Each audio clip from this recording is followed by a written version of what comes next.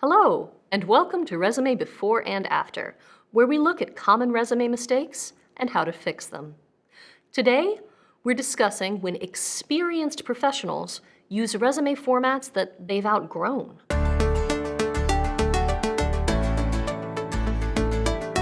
Most job seekers design their first resumes while they're still in school.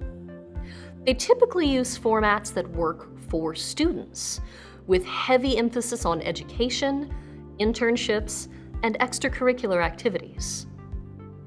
Often, people will continue to use that resume for years, simply adding new work experience on top.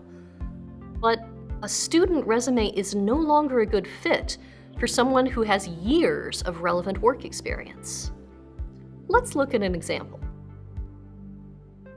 To begin with, we can see that education is at the top of the resume and that it's a large section, going into detail on academic honors, coursework, and extracurricular and volunteer work. That would be great for a fresh grad. But if we look more closely at the resume, we see that she graduated 7 years ago.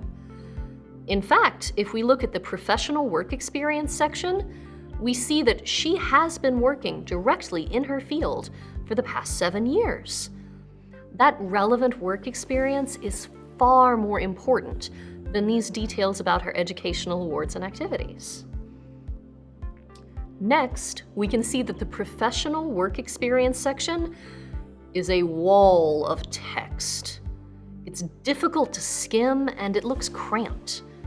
And if we look below that section, we can see why things are cramped. There's a large section of internship experience spanning both pages. At this point in her career, internship experience is less valuable than professional work experience. This honestly makes it look like she created a student resume 7 years ago and has been adding things on top of that without removing the older stuff. That impression is magnified by the other work experience section, which includes pre-graduation work in unrelated fields, things that do not belong on the resume of an experienced professional. Finally, there's a section called Skills, Modalities, and Professional Organizations. That's a little bit too much variety for one section. The professional organizations really should be a separate category. Now let's take a look at how we can fix these issues with an updated version of this same resume. First, notice that we've added her credential, LCSW, which stands for Licensed Clinical Social Worker, behind her name at the top of the resume. This helps her qualifications instantly stand out. Below that, the Education and Licensure section is still at the top. That's unusual for experienced professionals. We normally recommend moving an education below relevant work experience.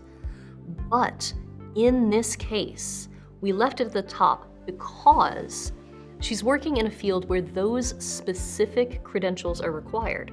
So it's a good idea to state right away that she has them. Notice, though, that the education section has been shortened significantly, removing details such as academic awards, extracurricular activities, and relevant coursework.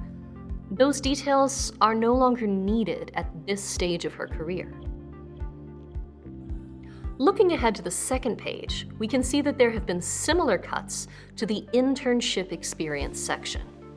We've removed the in-depth job descriptions for each internship, since the work she's done more recently as a licensed social worker is more impressive. We've also completely removed the other work experience section of unrelated jobs. Making these reductions has given us room to rework the formatting of the professional work experience section. In place of the bulky paragraphs, we now see a series of short, eye-catching bullet points. We've also got room to include more details here about her accomplishments as a supervisor and a professional social worker. As a final touch, we separated professional organizations and skills into two different categories. and we moved the relevant skills section to be above the less relevant internship section. That's it for today's video. If you enjoyed it, please click like, and if you'd like to see more content from us, please click subscribe.